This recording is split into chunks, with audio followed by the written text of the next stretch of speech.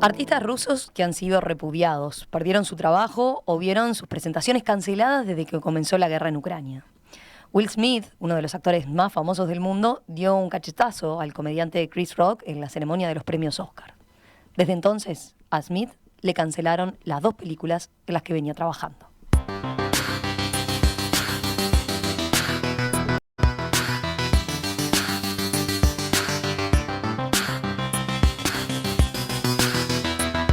El verbo en común en estos 2 casos recientes es cancelar. Son 2 ejemplos de lo que se ha llamado la cultura de la cancelación, que ocurre cuando una persona de éxito se queda sin su plataforma principal, sin trabajo o sin respaldo económico y muchas veces cae en desgracia. El repudio masivo generalmente es organizado en las redes sociales.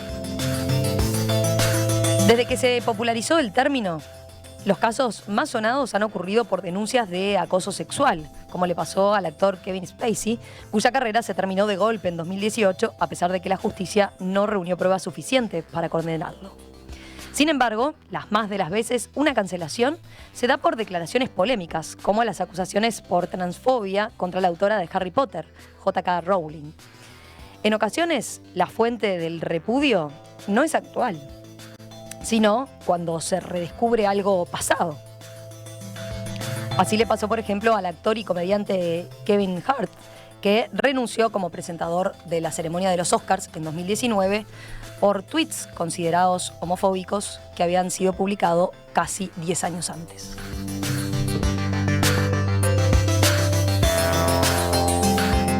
El resultado de esto, según una carta publicada por un grupo de intelectuales que se emitió en 2020, ha sido estrechar constantemente los límites de lo que se puede decir sin la amenaza de represalias.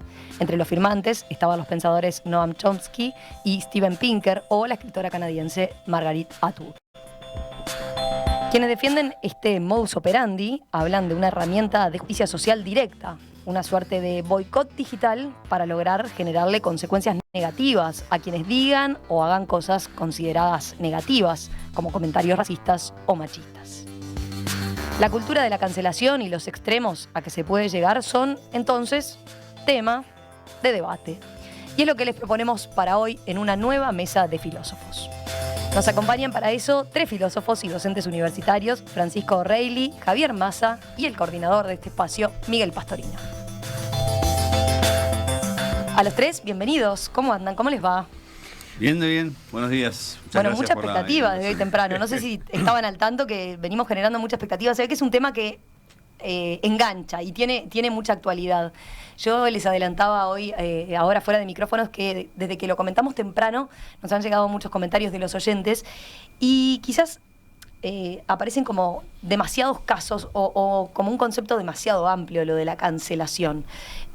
Capaz que conviene empezar por ahí. ¿Podemos definir y explicar brevemente qué es cancelación y qué no es? ¿O qué tiene que ocurrir para que sea cancelación?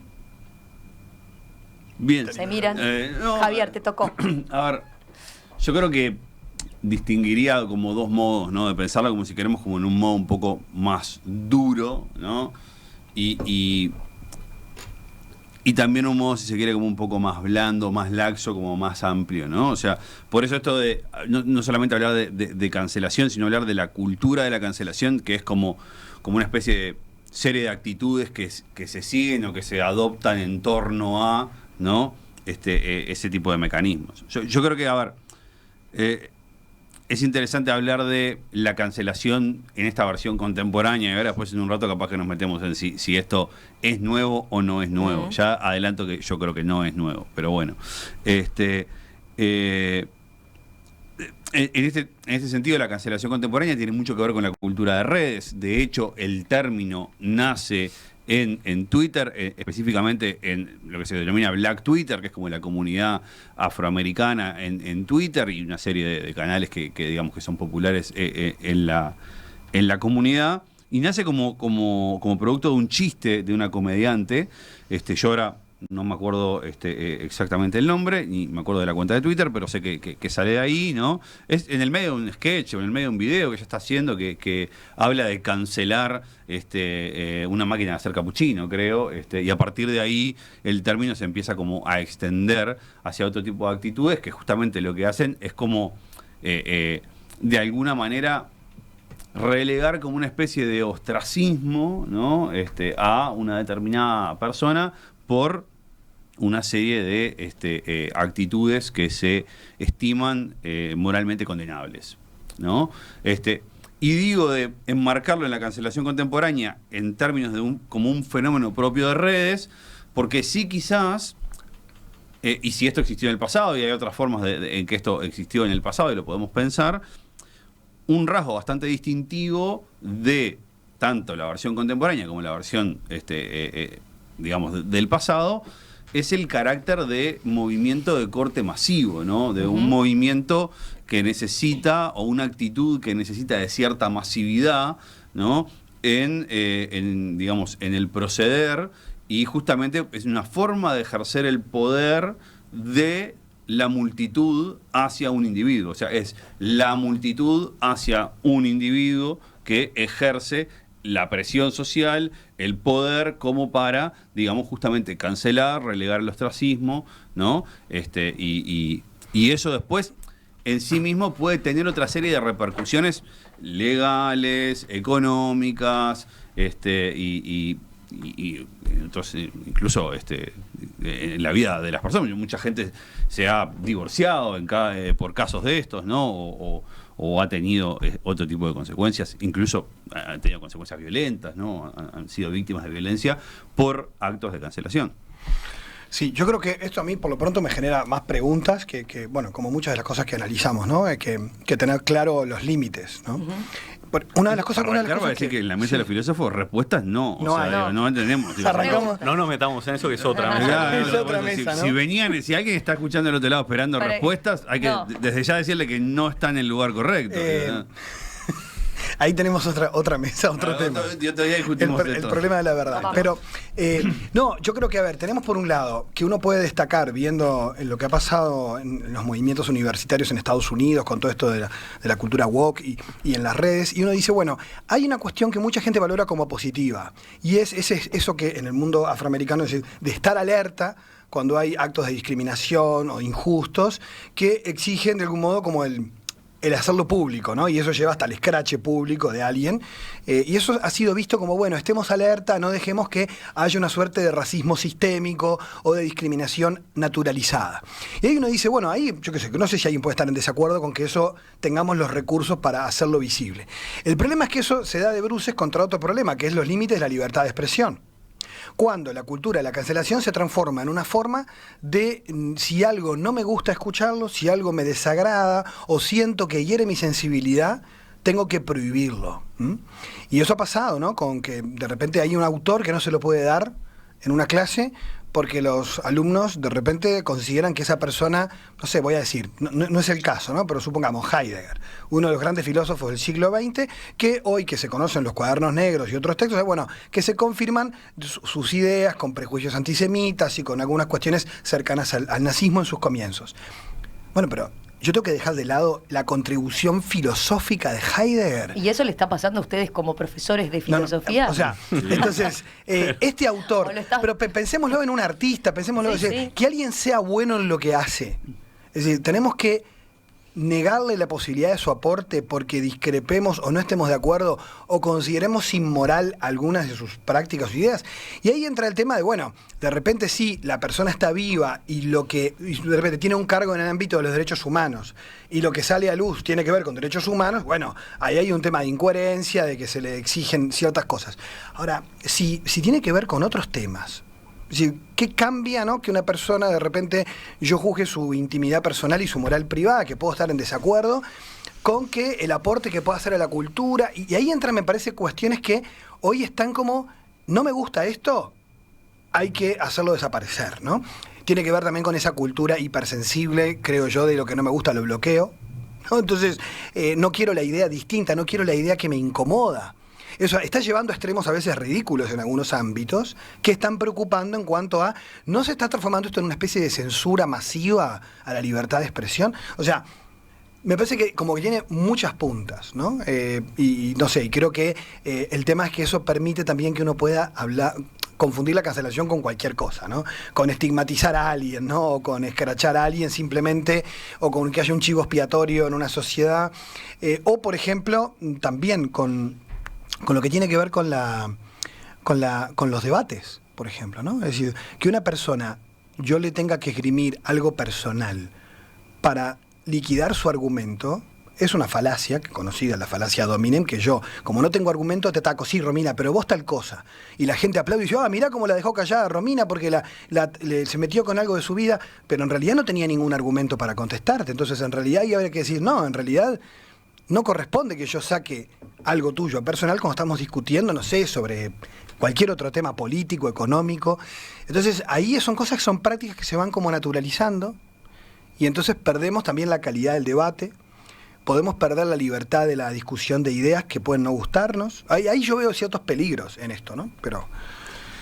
Sí, yo creo que también hay una cosa que a veces puede producir cierta confusión. Mientras recién hablaban, pensaba, ¿no? Es decir, la cancelación tiene mucho que ver también con el boicot, ¿no? Entonces, una cosa es que yo tengo y con los derechos, con las ideas de los derechos democráticos, ¿no? Todos elegimos libremente y entendemos que cada uno puede elegir qué quiere consumir, qué quiere no consumir, a quién quiere votar, a quién no quiere votar, qué quiere leer, qué no quiere leer, o a qué se quiere exponer.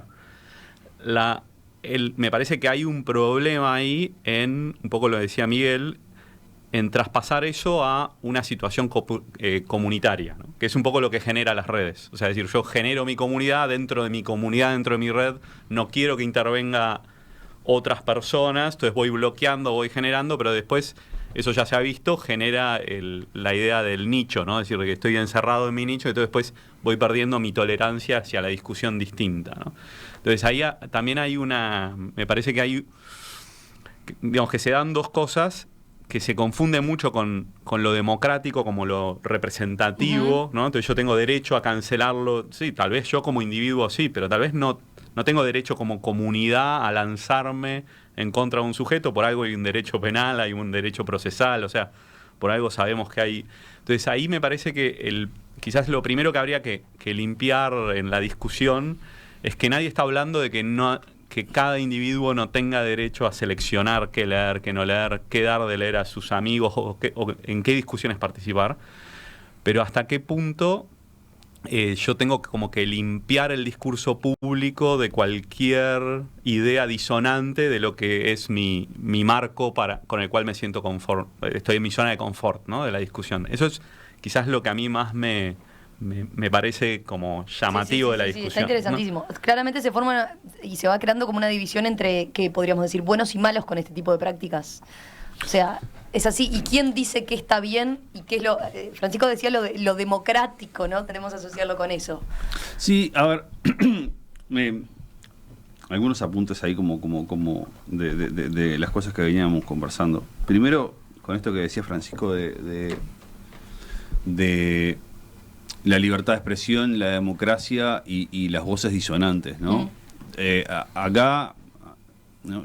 John Stuart Mill sobre la libertad, que es uno de los textos fundantes de la idea de libertad de expresión en Occidente, referente, justamente destaca que la disonancia en la democracia es un valor a ser protegido, preservado y particularmente preciado. O sea, hay que cuidar la voz disonante. O sea, un valor en la democracia es justamente proteger la, digamos, posibilidad que tengan personas que piensan radicalmente opuesto al pensamiento dominante de poder expresarse. Y eso, John Stuart Mill en Sobre la Libertad tiene el argumento, que es un argumento que hoy para mí tiene mucha vigencia, es de decir, porque ahí está el germen del progreso de la sociedad democrática, porque a partir de ahí es que se dan las discusiones, a partir de ahí es que la sociedad tiene que sumarse para tratar de enfrentar esos argumentos,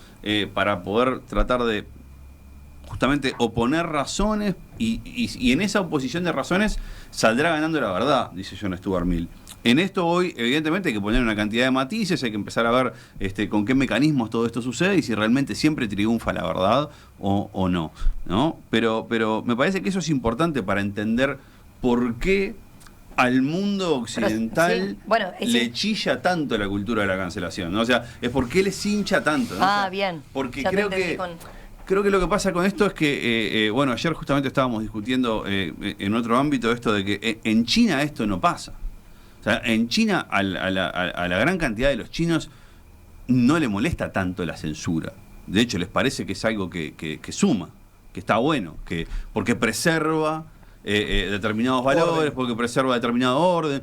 Claro, nosotros, en el mundo occidental democrático, entendemos que hay un valor en la expresión de la voz disonante.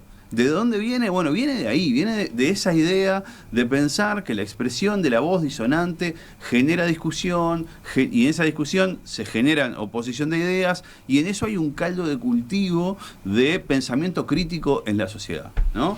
Entonces, por eso es que quizás estas ideas o este tipo de actitudes en nuestra cultura son un poco que decimos, bueno, pará, ojo con esto, ¿no? Porque estamos empezando a recortar Bueno, claro, libertades. si nos estamos yendo tanto a eso, ¿qué queda entonces Sí.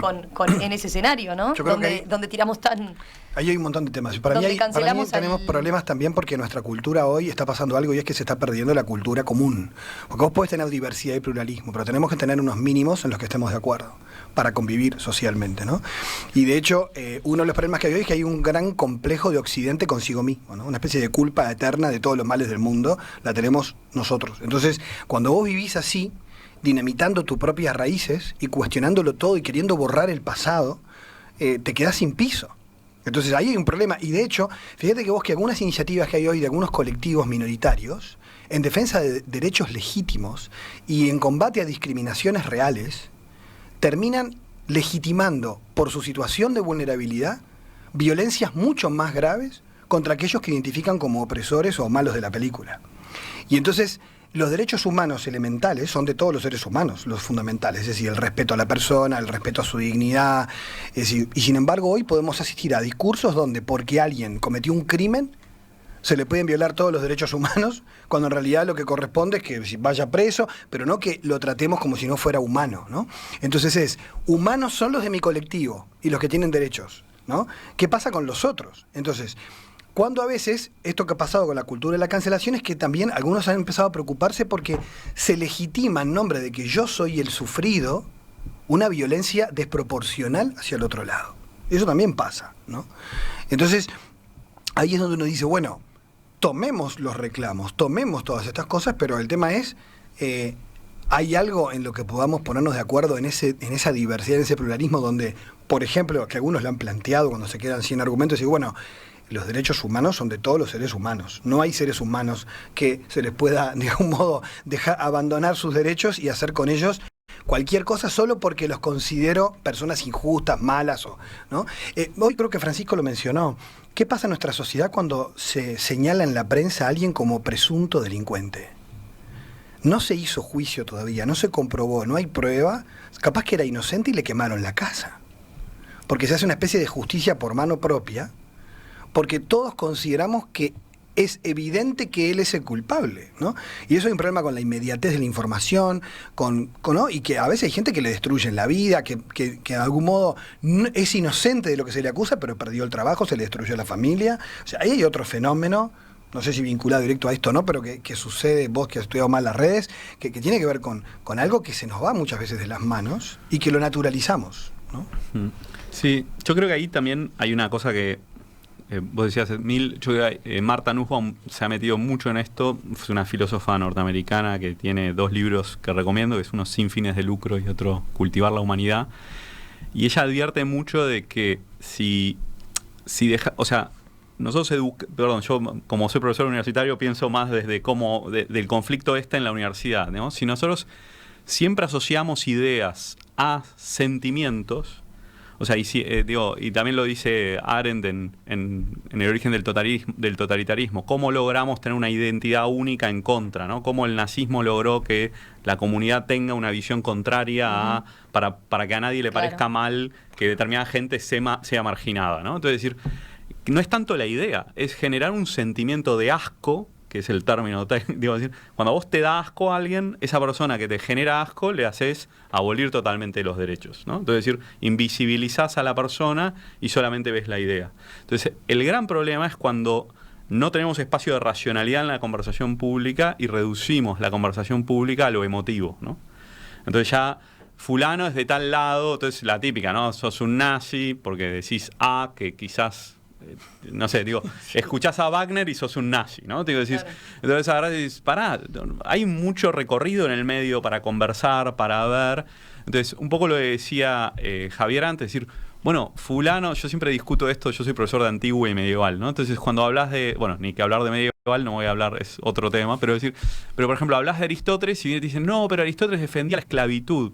Pero la esclavitud no es que defienda a Aristóteles en su defensa de la esclavitud, pero la esclavitud que defiende Aristóteles no es la misma que la esclavitud de la modernidad, donde hay una teoría de raza atrás, una teoría de humanidad. Aristóteles tiene otra teoría, pero lo que voy es, podemos discutir y ver cómo hay una evolución, por ejemplo, de la teoría de la esclavitud, o tenemos que abolir toda la discusión de los textos. O sea, ¿no sería razonable que nuestros ciudadanos sean conscientes de cómo son los procesos en los que se van perdiendo valores que para nosotros hoy son significativos? O sea, ¿no sería relevante exponerse a esa discusión, incluso para entender la racionalidad del otro, ¿no? Te van a cancelar Aristóteles. Te van a- No, bueno, pero... Pero la voy a picar con una cosa. ¿No tiene nada positivo la cultura de la cancelación? A ver, quienes lo defienden dicen, bueno, es la forma de hacer también, de alguna manera, esa justicia cuando no llega, ¿no? Pensemos en los casos de abuso sexual, bueno, en los casos de discriminación de algún tipo. ¿Cuál es el límite ahí, no? ¿Ustedes no rescatan nada por ese lado? Yo creo que, a ver, yo creo que hay, no sé si son aspectos rescatables, pero sí son aspectos que son, por ejemplo, interesantes de ver si pueden, o sea, y qué tipo de valor pueden tener, ¿no? O sea, a ver, por una parte, decir que, a ver, en el fenómeno contemporáneo han sido muestra de que han logrado canalizar determinado tipo de denuncias que no encontraban un canal en otro lado. Ujú. O sea, yo creo que en esto las denuncias de abuso y de acoso, digamos El fenómeno Me Too. El fenómeno Me Too, creo que es el caso más claro, ¿no? O sea, de un, digamos, tipo de crimen, ¿no? Un tipo de falta grave que no encontraba, digamos, una forma satisfactoria de insertarse en el sistema de la justicia, sí, tal como está instrumentado. O sea, perdón, que no encuentra, porque hoy sigue siendo muy difícil, ¿no?, para la justicia tradicional probar un caso de violación, ¿no? Un de caso, abuso, de acoso. Un caso de violación que todavía, donde hay efectivamente una violación, incluso ahí sí pueden haber evidencias, pruebas más claras, pero un caso de abuso, un caso de acoso, hoy a la justicia le cuesta mucho. Lo positivo, si queremos, de la cultura de la cancelación o del tipo de movimiento es que permiten, ¿no?, que este tipo de acusaciones puedan ver la luz de otra manera y le dan un cierto amparo también a las víctimas, a veces incluso vía el anonimato, a veces no, a veces las víctimas con nombre y apellido también encuentran un amparo en esto, que de alguna manera nos obliga a nosotros como sociedad, al resto de la cultura, ponernos a hablar de esto y ponernos a problematizar esto y ponernos a decir, pero mirá que esto sale ahora por este canal porque antes no encontraba un canal. Entonces mirá para atrás y vos tenés, digamos, la pirámide llena de víctimas calladas, silenciadas, que no encontraron un lugar a través de donde canalizar esto, ¿no? Y hoy lo tienen acá. Del otro lado, alguien dice, sí, pero esto tiene un tufo a justicia retributiva, ¿no? O sea, tiene algo la cultura de la cancelación de ojo por ojo, ¿no? Entonces, y ahí obviamente los problemas que tenemos con la justicia retributiva, ¿no? La famosa frase de Gandhi, del ojo por ojo, nos quedamos todos ciegos, ¿no? O sea, para reducir un debate enorme en dos frases, ¿no?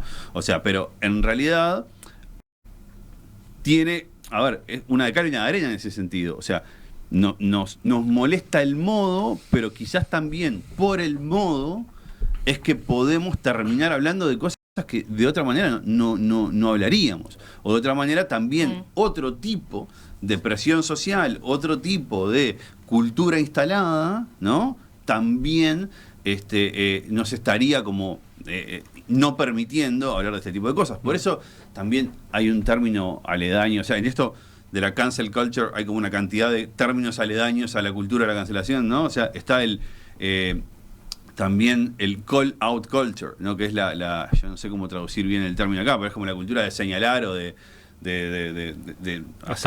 hacerle notar a alguien, o sea, sacarlo del closet a la fuerza, ¿no? O sea, que es como decir, fulano, denuncia pública, porque fulano, no sé qué, ¿no? Y le encuentro los tweets a fulano, fíjate cómo, ¿no? O sea, ahora cuando vos nombrabas ejemplos al comienzo, hoy me acordaba de James Gunn, el director de los Guardianes de la Galaxia, que también tuvo este tema con tweets, creo que eran racistas, que tenía en su cuenta de hacía 7 años, ¿no? Entonces alguien fue, los buscó, los rastreó y dice, miren a James Gunn, ¿no? O sea, eso de sacarlo y exponerlo, ¿no? Y digo, y en eso, si querés, también uno puede decir, ¿qué hay acá? ¿Acá hay un vicio? ¿O acá hay un agarrar y decir, bueno, hablemos de estos temas, pongámoslo sobre la mesa? El tema es que si las repercusiones son que alguien pierda el trabajo, ¿no? Y que no podamos esperar los pasos de la justicia, ahí también lo que decía Miguel, estamos viendo también en esto la colisión entre un mundo que va en quinta y un mundo que va en tercera. Entonces, ¿qué puede pasar? El péndulo, la teoría del péndulo, de que después nos acomodemos un poco y que se nos vaya. A mí me parece que hay dos cosas a destacar, que es que hay como por esto que decía Javi, una remoralización excesiva, casi como una especie de neotribunal de la Inquisición en el mundo ¿no? Es decir, bueno, con lo cual la gente puede empezar a tener miedo de decir lo que piensa, y eso va a terminar siendo un límite a la libertad de expresión. Bueno, pero efectivamente hoy gente... Ya está pasando, ¿no? La idea de la precensura está como instalada, esto, ¿no? Decir, voy a tuitear y digo, no. Claro, y hay temas en los que preferís no meterte. Hay cuestiones, por ejemplo, que tienen que ver con, y lo otro que es algo que decía Francisco recién, el tema del mundo de lo sensible, la distinción entre los sentimientos e ideas, ¿no? O sea, hoy es casi una novedad plantearle a alguien en un debate, incluso actores políticos, porque lo he visto y te da vergüenza ajena.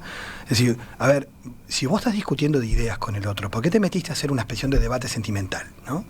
Es decir, yo puedo tener discrepancias contigo y no por eso tengo que tenerte odio, o no. O sea, es como que a la gente le haría mucho bien, creo que a todos nos hace bien tener amigos que piensen bien distinto de uno, ¿no? Poder distinguir eso, que me enriquece la idea del otro. Que no es ser hipócrita, que eso es un poco la Bueno, pero ahí parece claro, ¿no? Ahí podemos estar todos de acuerdo. Yo iba a lo otro porque, bueno, hay ejemplos donde, lo que decía Javier, o sea, de alguna forma, en el caso de los abusos y acosos, claramente se canalizó por ahora, como la forma de encontrar justicia donde no la había, ¿no? Ahí coincido totalmente en lo que dice. Ahora... Perdón, porque hay dos ideas. Una es voy a lo tuyo, porque me quedé pensando en una cosa de Javier que tiene que ver con una cosa buena, es que esto me parece que pone en duda un poco la cultura por la cultura, ¿no? Que te exige retomar, o sea, digo, a lo que voy es, me parece que hay un agotamiento de la cultura del siglo XX, por decirlo de una manera, y estamos en un momento que los que defendían una cultura no saben defenderla y los otros que reaccionan porque no les resulta propia. Entonces ahí hay un choque que me parece que es interesante. Pero yendo a lo que vos comentás, a mí igual incluso me hace ruido el hecho de que yo entiendo que una persona que comete un delito tiene que pagar por ello, y después está lo otro, es también el no ponernos en... La justicia no puede probarlo rápidamente, pero vos también a nivel personal podés tener tus sospechas porque tenés cercanía o porque tenés datos y lo que sea. Pero ¿cuál es el límite de eso, ¿no? O sea, ¿no vamos a ver más películas de Roman Polanski? Digo, para poner un caso concreto. Digo, entonces, de Woody Allen. O de Woody Allen. O sea, hay una infinidad de gente, o de lo que decía Miguel, no voy a leer a Heidegger, ¿no? Entonces, no sé, porque digo, ahí siempre me gusta, yo lo uso en clase, digo, hay una distinción entre lo que es la obra de arte y el artista. Era la discusión que tenía yo con mi padre cuando a mí salía con mi remera de Charly García, ¿no? Y mi padre me decía, ¿qué haces con una remera de este tipo? Y no sé qué. Y bueno, a mí me gusta la música, ¿no? Tipo, no es que salgo a vivir no pretendo vivir como él. Pero en el fondo esa discusión la tenemos permanentemente, ¿no? o sea, la distinción entre la vida personal de los artistas, por poner el caso de los artistas, los escritores, ahora cuando se juntan, cuando sus ideas llevan a ese estilo de vida, cuando sus ideas justifican eso, tampoco sé si hay que cancelarlos o discutirlos. O sea, porque ahí está la duda de si la emoción y la emotividad es la única cosa que guía a la gente.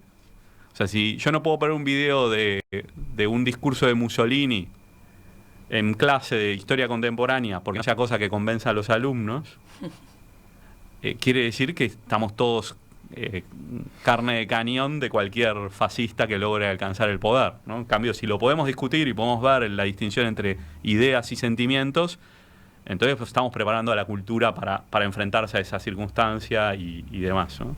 Les tiro una pregunta que nos deja planteada Martín. En esta conducta de burbujas, de preferencias de las redes sociales, ¿no caemos en conductas de sociología de masas donde se pierde la racionalidad individual? ¿Su poder global no nos vuelve muy vulnerables? A la vuelta me contesta.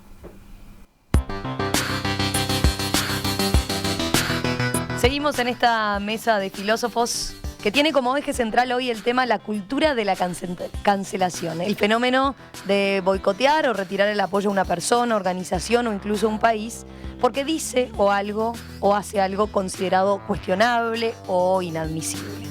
Una forma de censura y un problema para la libertad de expresión o una forma de justicia cuando la justicia no funciona. Lo estamos discutiendo esta mañana con 3 filósofos, Miguel Pastorino, Javier Massa y Francisco Orreña. Tengo varios mensajes de los oyentes. Qué buen tema, a mi entender es un tema grave y triste dato de nuestro tiempo que habla de la caída del abismo de la cultura. Cancelación igual moda woke, anulación de toda argumentación y triunfo de una banda de buenistas, dice. Hay varios. Tal vez, dice Juan, eso que llamamos cancelación sea, entre otras cosas, la acotación del libre y amoral terreno del humor, ese gran custodio de la libertad y desbaratador de moralinas de cotillón. Capaz, dice él, no sé. Bueno, cancelación igual pensamiento único, triunfalismo, justicia por mano propia, retroceso civilizatorio. Yo les leía recién el que planteaba Martín, ¿no? De esa conducta de burbujas, de preferencias de redes sociales que tienen que ver con esto que decíamos, ¿no? Podemos llevarlo a...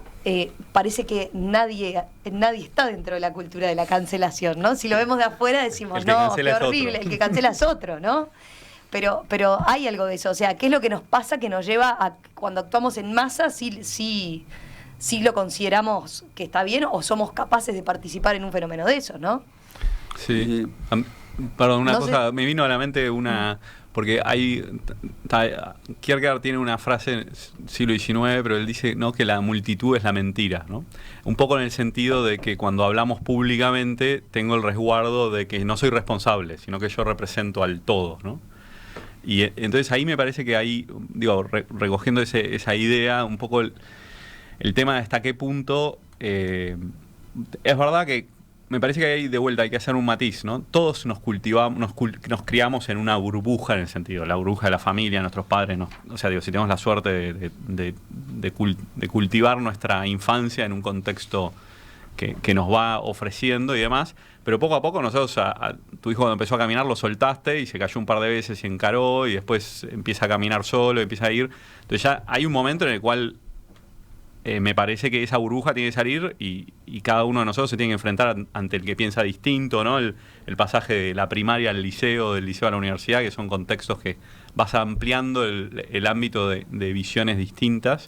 Entonces yo creo que ahí me parece que hay un peligro en no ver un valor en el choque con el distinto, ¿no? Y el no ver... pero a la vez, perdón, y recojo un último tema de que quedó pendiente del otro, me parece que sí hay que recoger el que no podemos tirar los argumentos como piedras en la cara, ¿no? O sea, no podemos tirar lo que yo pienso sin pensar que el otro lo recibe y que el otro quizás piensa distinto y si la idea no es tanto mostrar que yo tengo razón, si es que la tengo, sino tender puentes en la conversación de decir, yo sé que vos pensás distinto, mis ideas son estas, cuáles son las tuyas, ¿no? Y abrir puentes, ¿no? Que eso me parece que quizás la cultura de la cancelación, no la cultura de la cancelación, sino que una visión, si querés, más media, nos puede ayudar en ser conscientes de que puedo herir a alguien, ¿no? No por eso dejar de decirlo, pero decirlo de una manera en la cual efectivamente llegue a algo, ¿no? El ponernos en el lugar del otro.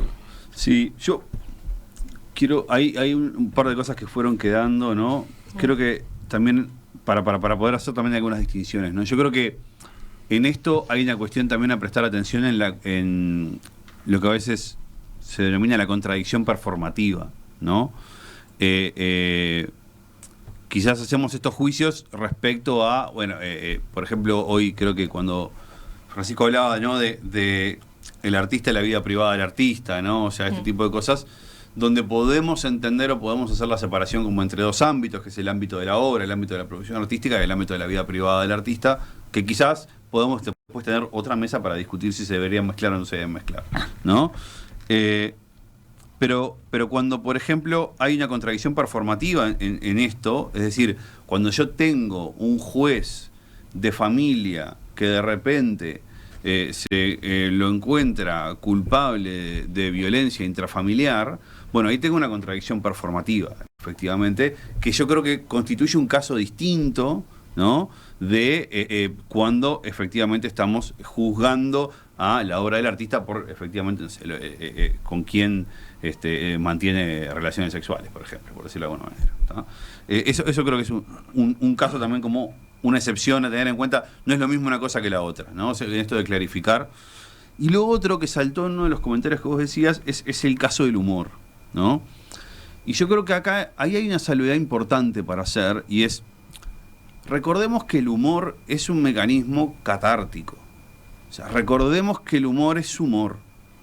Porque yo creo que cuando empezamos a confundir y a colocar al comediante en el rol del filósofo, o en el rol del político, o en el rol del crítico social, yo creo que ahí estamos como ya entrando en un terreno que puede ser peligroso en el sentido de cómo interpretamos y cómo leemos las palabras del comediante. O sea, el humor es un mecanismo catártico que tiene como efecto la risa, ¿no? Y al comediante, quien lo juzga ipso facto es su público cuando no se ríe de un chiste, ¿no? O sea, si después nos pusiéramos a juzgar cada uno de los chistes de un comediante, terminamos con el humor. Porque el humor es por definición políticamente incorrecto. El humor de comedia, o sea, no la construcción, digamos, de la comedia en términos narrativos, que ya podemos discutir si la comedia, la narratividad en clave de comedia tiene aspectos de este estilo, de corrección, de incorrección política. Pero el humor, el comediante, el estandapero, es políticamente incorrecto. Hoy arrancábamos hablando del caso de Will Smith, ¿no? O sea, y una de las preguntas que andaba en la vuelta tras el caso de Will Smith era: bueno, si Will Smith no le hubiera pegado el cachote a Chris Rock en los Óscares, ¿estaríamos cancelando a Chris Rock por el chiste contra la esposa de Will Smith y la alopecia? ¿No? O sea, y quizás sí. Y quizás sí, ¿no? Sí. O sea, y de hecho... Lo más probable. Y de hecho otra cosa que fue interesante fue que no mucha gente se rió de ese chiste mismo en la ceremonia, ¿no? O sea, fue un chiste que cayó como...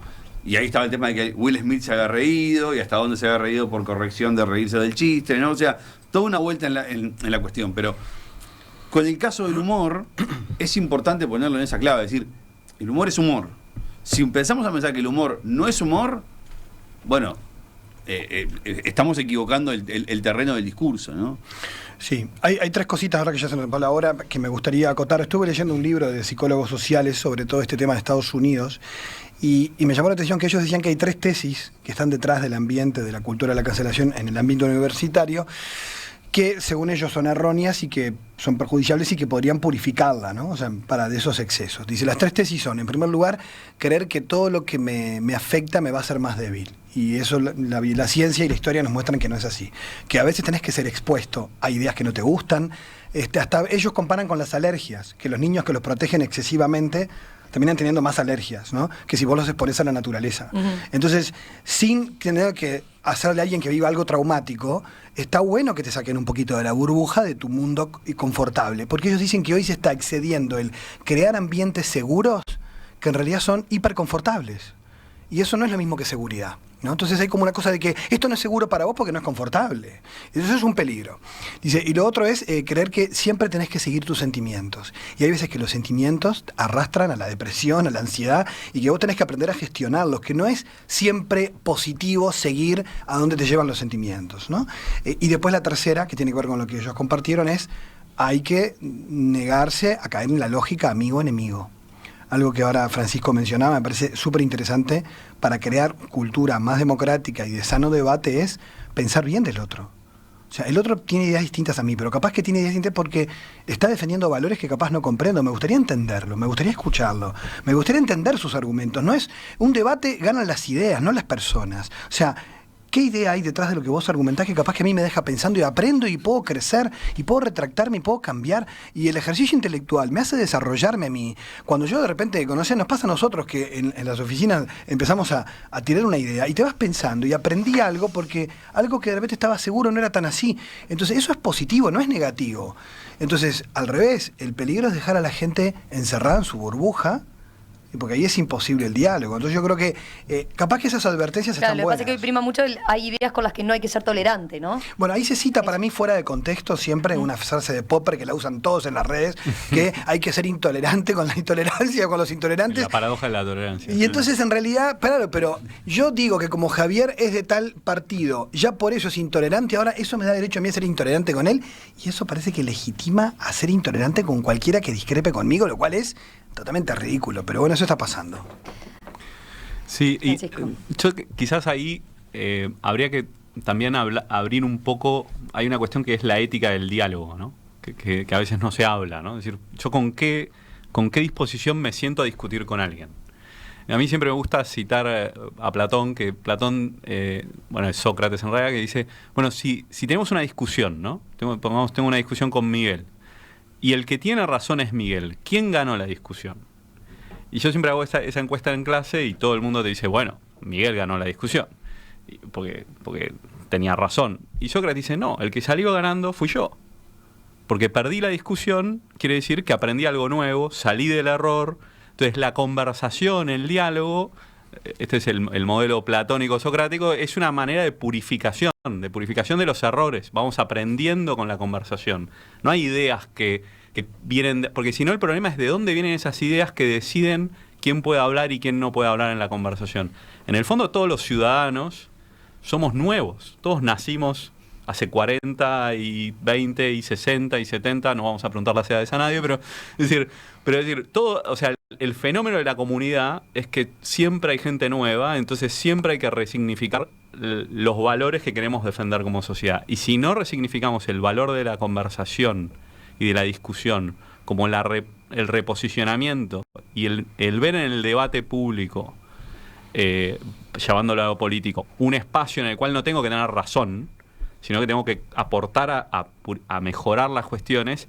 Y en otro detalle, las conversaciones ético-políticas son siempre contingentes, es decir, son siempre verdades hoy. O sea, es como decir, llueve, la afirmación hoy llueve, cada mañana tenés que leer el pronóstico. ¿Por qué? Porque cada día es distinto. Bueno, en política y en ética sucede más o menos lo mismo. No quiere decir que no haya ideas básicas, ¿no? Es decir, pero frente a un mismo fenómeno tenemos que ver si se ajusta esa idea a este momento concreto.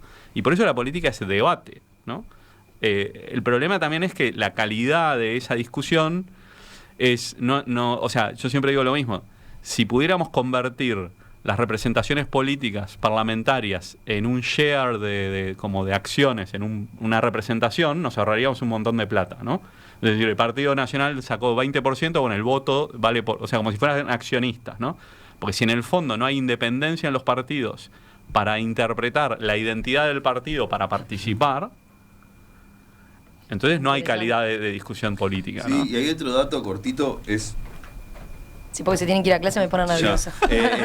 Que es nunca es un buen consejo tomar decisiones en el momento álgido de la discusión, ¿no? O sea, en esto mi padre siempre me decía, el que se calienta pierde, ¿no? Entonces es como que en esto de... Y en esto también hay una...